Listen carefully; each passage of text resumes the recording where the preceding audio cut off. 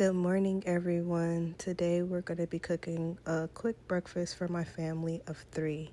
While I'm cooking, I guess I'll just quickly reflect on what God has been showing me as of lately in regards to survival mode and how you can physically be present but still emotionally absent. For those of you that don't know, I am a single mother of 2 who overcame being homeless. When I say homeless, no, I was not out on the streets with my children. However, I did live in hotels. I stayed in a shelter for a short period of time. There was even a time where I had to sleep in my vehicle. So it's safe to say that I've struggled with stability for some time. And now that we've been in our house or our home for 2 years now, God has really been showing me myself and ways that I can grow and become better. One thing that he's highlighted to me is being in survival mode and coming out of what I just told you guys or what I've just explained. I still find myself sometimes in survival mode. In survival mode, you can physically be present, but the problem lies with emotionally. 9 times out of 10, you'll be absent in that area.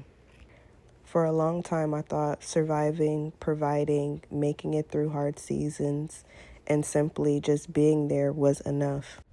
While I was physically present for my children, emotionally and mentally, sometimes I was exhausted, overwhelmed, and disconnected. I didn't realize how much survival mode was affecting the atmosphere of my home. Lately, God has really been teaching me stewardship, not just financially, but emotionally, mentally, and spiritually within my household. I mean, down to the ordinary things as simple as dishes, cleaning, cooking breakfast, just in general, managing the atmosphere of my home. I had a moment of realization with my daughter that really convicted me. I kept trying to force her to do dishes, even though she genuinely dislikes it. And every time she would do the dishes, she'd struggle. And I don't know about y'all, but I hate dirty dishes mixed in with good, clean dishes. But back to the point, instead of paying attention to what she struggled with, God showed me how to pay attention to what she naturally does well. She loves cleaning her room. And when she cleans it, she goes above and beyond. And I'm not gonna lie, that really stopped me in my tracks because it made me realize that sometimes we can unintentionally create unnecessary frustration instead of leading with wisdom, gentleness, and understanding. Not saying children should not have responsibilities, because structure and discipline absolutely matters. That's biblical. But I'm learning that there's also wisdom in knowing how to guide your children in ways that don't consistently feel heavy, discouraging, or emotionally frustrating to them.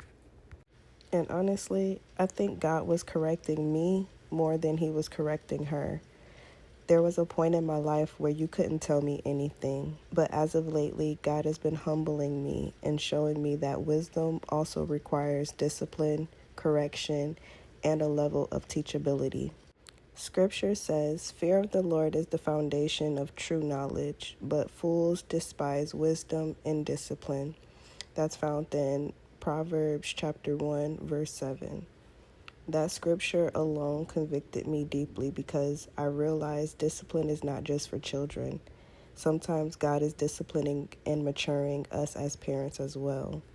In that moment, he was showing me that leadership in the household does not always have to be about control.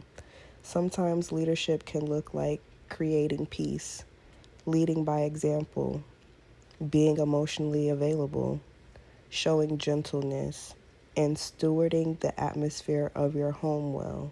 What I'm realizing is that homemaking is deeply spiritual. The way we speak, the way we respond, the energy we carry, the atmosphere we create, the way we nurture our children, it all matters. I think after living in survival mode for so long, God is finally teaching me how to truly nurture my family instead of just surviving with them. Healing really does make a world of a difference in the atmosphere of a home. And I'm grateful that God is still teaching me, correcting me, maturing me, and helping me become a better mother every single day. Not a perfect mother, but a more intentional one. All right, guys, that is the end of the message. It is your girl, Renee, and I am signing out. Peace, love, and light, guys.